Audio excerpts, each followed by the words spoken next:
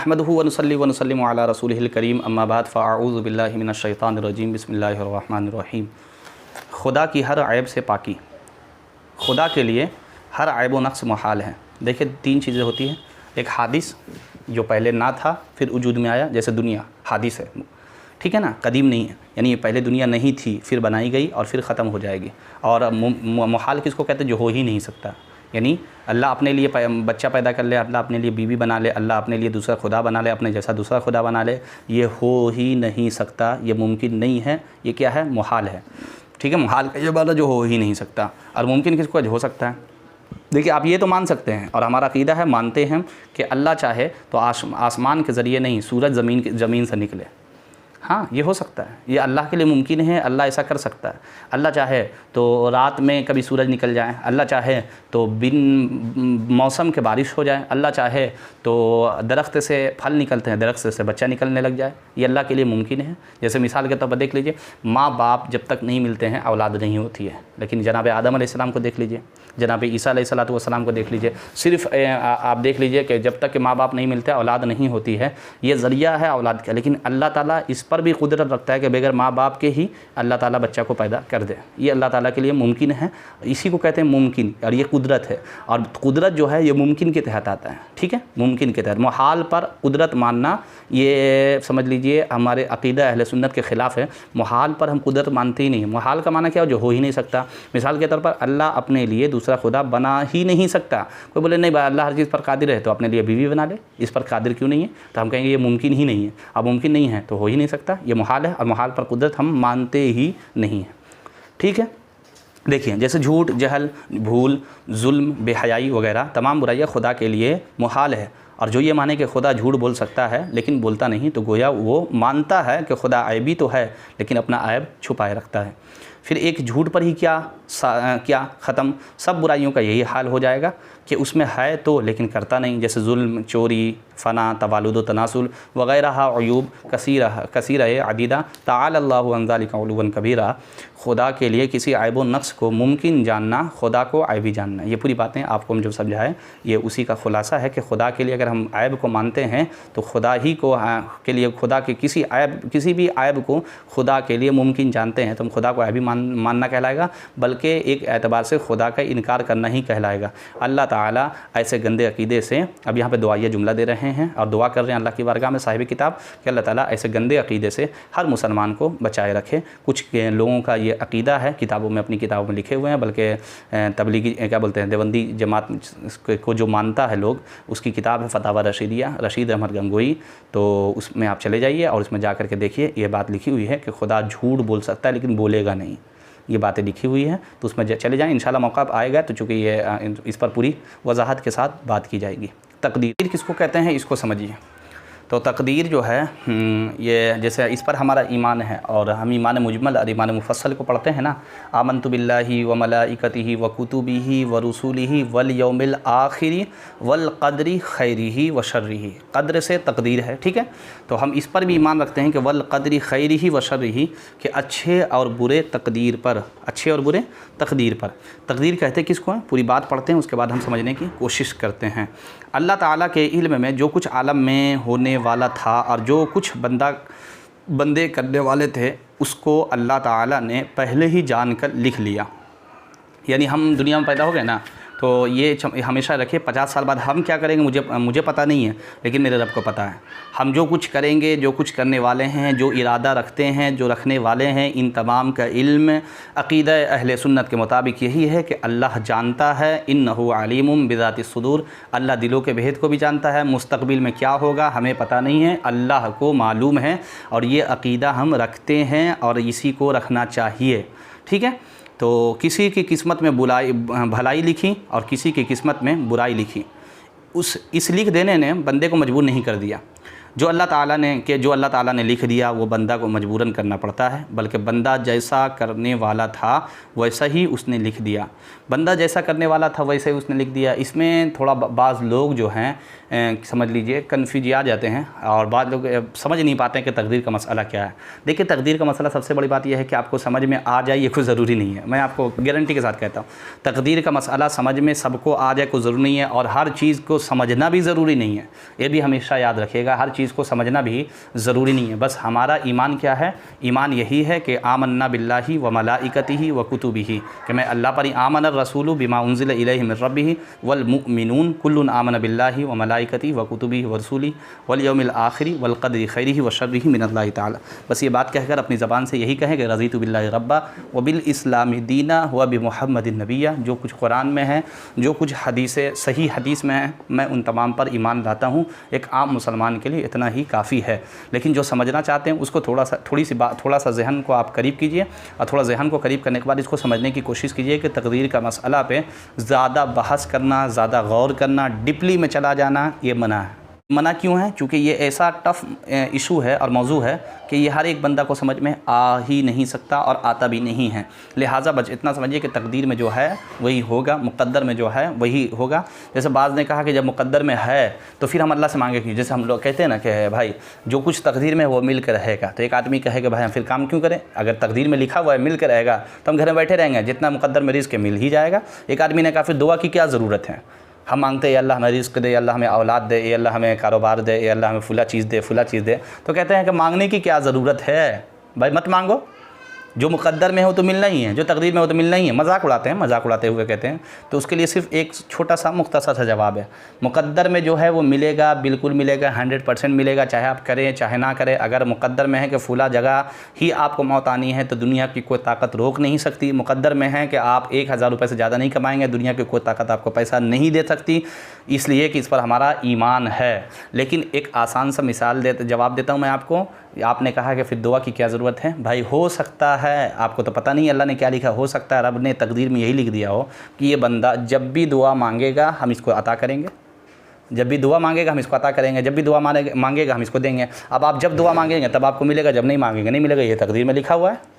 इसलिए इंसान को दुआ भी करते रहना चाहिए, इसलिए इंसान को काम करते रहना चाहिए। हो सकता है ये तकदीर में लिखा हो कि जब काम करेगा तो पैसा कमाएगा, वरना नहीं कमाएगा। तो इसलिए इंसान को मेहनत से पीछे नहीं हटना चाहिए। ये कह के कि जब जो मुक़द्दर में मिल के रहेगा, मिसाल के तब क्या करना, इतना कमाना, इतना मेहनत करना, इतना मुशक्क़त करना, जो मुक़द्दर में वो मिल के रहेगा। तो मुक़द्दर में बिल्कुल यही है कि आप मेहनत ज़्यादा करेंगे तो ज़्यादा मिलेगा, कम करेंगे तो कम मिलेगा। ये भी हो सकता है, ये भी लिखा हुआ हो, ठीक है। तो जो लिखा हुआ है उस लिख देने ने बंदे को मजबूर नहीं कर दिया है। जैसे अल्लाह ने लिख दिया कि फ़ुला आदमी बुराई करेगा, तो अब आदमी बोलता है भाई जो लिखा हुआ है तो वही हम कर रहे हैं, तो इसमें मेरा क्या कसूर है? एक आदमी को बोला गया कि नमाज़ पढ़ो, तो उसने कहा भाई तकदीर में यही लिखा हुआ मेरे लिए कि हम नमाज़ नहीं पढ़ेंगे, तो हम नहीं पढ़ रहे हैं। अब तकदीर से कुछ हट के थोड़ी ना हो सकता है दुनिया में। हमने कहा अलग आपकी मिजाज है यार, आप अलग सोचने वाले हैं, और आपकी तो थिंकिंग और सोच एकदम दुनिया वालों से अलग है। बोले कैसे? हमने कहा एकदम अजीब बात आप कर रहे हैं कि अल्लाह ताला ने जो लिख दिया है भाई ये अल्लाह ही का इल्म है कि अल्लाह ने लिख दिया। कैसे? अल्लाह ने लिखने से मजबूर हम नहीं हो गए, हम जो करने वाले थे अल्लाह ने वही लिखा है। देखो मैं आसान मिसाल देकर के समझाता हूँ। एक इंजीनियर को बुलाइए, और इंजीनियर को बुलाने के बाद उससे कहिए कि हम जो है एक घर बनाना चाह रहे हैं, और उस घर को बनाने के बाद मतलब ये ऐसा हो, इतना तल्ला बिल्डिंग हो।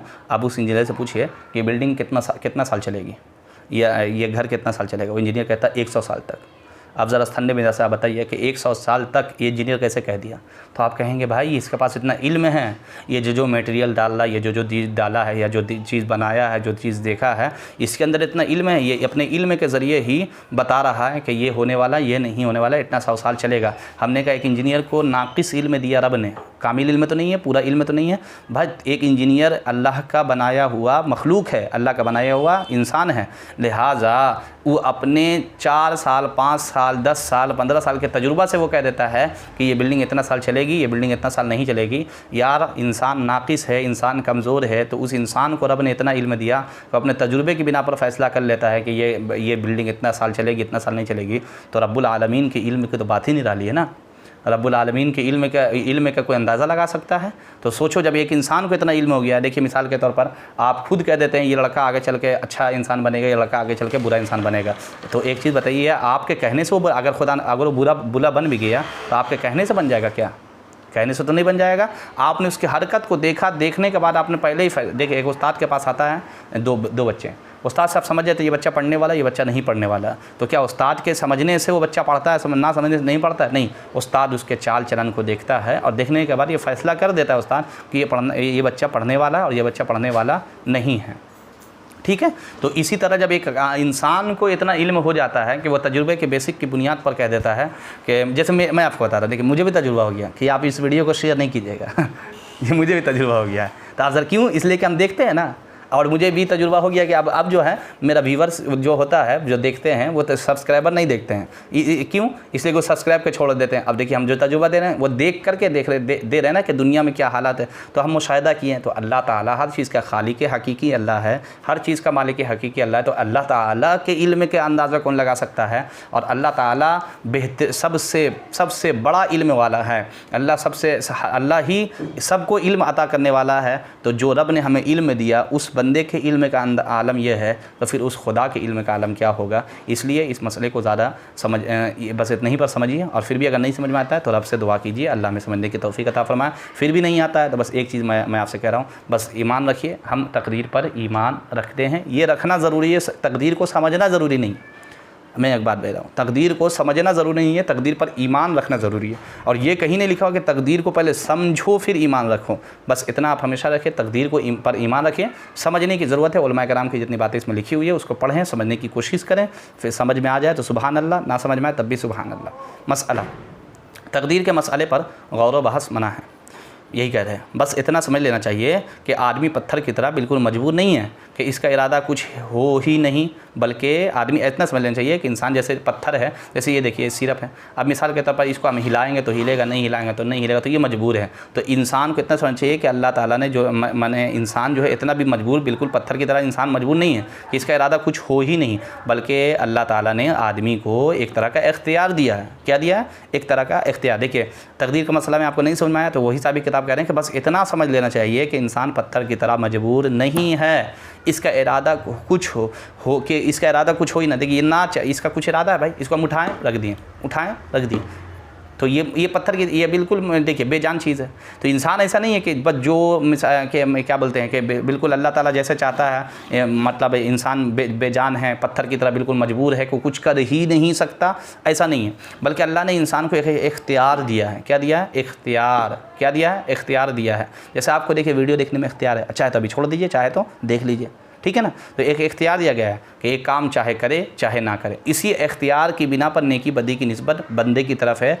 इसी इख्तियार की बिना पर नेकी की निस्बत बंदे की तरफ। देखिए अभी आप चाहेंगे तो सुबहान कहिए, सुबहान अल्लाह, सुबहान अल्लाह, सुबहान अल्लाह, सुबहान अल्लाह। अब ये सुबहान अल्लाह कहना नेकी है, लेकिन मिसाल के तौर कोई ज़बान से अगर गाना गाता है, गाली देता है, तो ये बुराई है। तो ये एक इख्तियार अल्लाह ने उसको दिया है। अल्लाह ने क्या किया? उसको दिया है। और इसी इख्तियार की बिना पर बंदे की तरफ निस्बत की जाती है अच्छाई और बुराई की, ठीक है ना। नेकी और बदी की निस्बत किसकी तरफ की जाती है? बंदे की तरफ की जाती है, बंदे की तरफ है। अपने आप को बिल्कुल मजबूर समझना और बिल्कुल मुख्तार समझना दोनों गुमराही है। अपने आप को ये समझ लेना कि भाई हम कुछ है ही नहीं है, मजबूर है, जो अल्लाह ने लिख दिया बस वही हम कर रहे हैं। या अपने आप को बिल्कुल मुख्तार समझना कि नहीं, अल्लाह के चाहने से कुछ नहीं होता, हम जब तक नहीं चाहेंगे अल्लाह भी नहीं चाहेगा। तो ये दोनों चीज़ें जो है बिल्कुल गलत है, बल्कि दरमियान में रहना चाहिए। तो इसी को कह रहे हैं, अपने आप को बिल्कुल मजबूर या बिल्कुल मुख्तार समझना दोनों गुमराही है। तो तकदीर का मसला है, समझे। तो बस तकदीर पर ईमान लाना चाहिए इंसान को। तो अब आप कहेंगे तकदीर में अच्छाई और बुराई अल्लाह ने लिख दी है, और हर चीज़ का खालिक जो है वो अल्लाह है। तो अच्छाई का भी पैदा करने वाला अल्लाह है और बुराई का भी खालिक कौन है? अल्लाह है। तो यहाँ पे कह रहे हैं कि बुरा काम करके ये ना कहना चाहिए कि बेअदबी है। ये बेअदबी है कि खुदा ने चाहा तो हुआ, तकदीर में लिखा था किया। किसी ने शराब पी ली, शराब पीने के बाद कहा खुदा ने चाहा तो, भाई अल्लाह के ना चाहने से कुछ नहीं होता। तो उसने कहा भाई अल्लाह ने चाहा हम शराब पिए तो हम पी लिए, तो इसमें बुरी बात क्या है? अल्लाह ने चाहा हम नमाज़ नहीं पढ़े हैं तो हम नहीं पढ़ें, इसमें बुरी बात क्या? अल्लाह ही के चाहने से होता है, तकदीर में जो लिखा था वही होता है। तो कह रहे हैं साहिब किताब के तकदीर में जो लिखा था किया, बल्कि ये ना कहें बल्कि बुरे काम करने के बाद ये कहे कि हुक्म ये है कि अच्छे काम को कहे कि अल्लाह की तरफ से हुआ, मस्जिद बना दी, मदरसा बना दिए कुरान की तिलावत के लिए, तो ये कहे रब ने तौफीक दी तो हुआ।